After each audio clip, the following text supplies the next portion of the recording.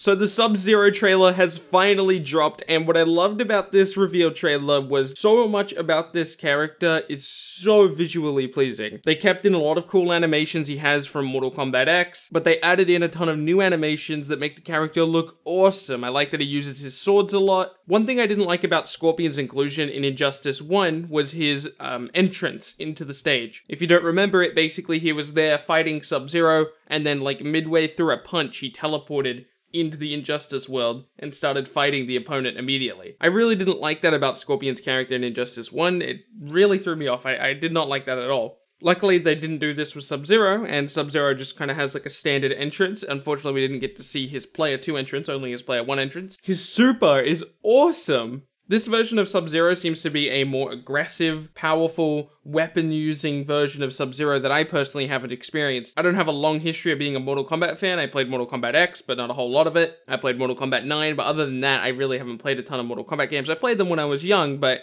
it was so long ago that I don't really remember a whole lot. The design of Sub-Zero in this game makes him look like he fits in the world of DC, even though he's not a DC character, and that's perfect. I'm gonna say this every time a reveal trailer comes out. It's so disappointing that we don't get to see any gear in these trailers. I would love to have seen some Sub-Zero epic gear, or shaders, or anything. It's just a shame that they don't prioritize that. We do see some gear abilities, which is why I normally don't go into detail about the moveset of the character, because a lot of this stuff could be gear ability. I mean, we saw in Red Hood's trailer, some of the coolest stuff we saw ended up being a gear ability, like him reloading the gun and throwing it at the guy. Let's talk about a release date though, because we do know that this character is going to be coming in July, which is next month, but it will probably be coming at the start of next month. My prediction would be the 4th of July. The reason I say the 4th of July is because it took them about 2 weeks to release Red Hood after his initial trailer, and he was released on a Tuesday. I will imagine that Sub-Zero will also be released on a Tuesday, and the first Tuesday in July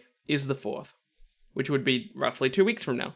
Or a little bit more than 2 weeks from now, but you get the point. Overall, I'm impressed with Sub-Zero's gameplay. I really like his victory pose, because it implies there's like a fatality happening there, but we just don't get to see it on camera. And I think that's a perfect way of incorporating the character, because obviously the world of MK is much more brutal than anything we see in Injustice or in the DC world. And that's one of the big problems people had with a game like DC Cross Mortal Kombat. The Mortal Kombat characters couldn't really show how brutal they were, and the DC characters were forced to be a little bit more brutal than they normally are. I feel like this is the perfect way of doing it. Show the brutality, but show it off screen like this. Before I go, I just want to mention that I did release an MVCI video earlier today, if you didn't see it. It's basically my first impressions of the game, and everything I'd like to see changed about the game. I want to start doing some more games in the future. I'm not sure if it will necessarily be MVCI, but I would like to branch out into some other games.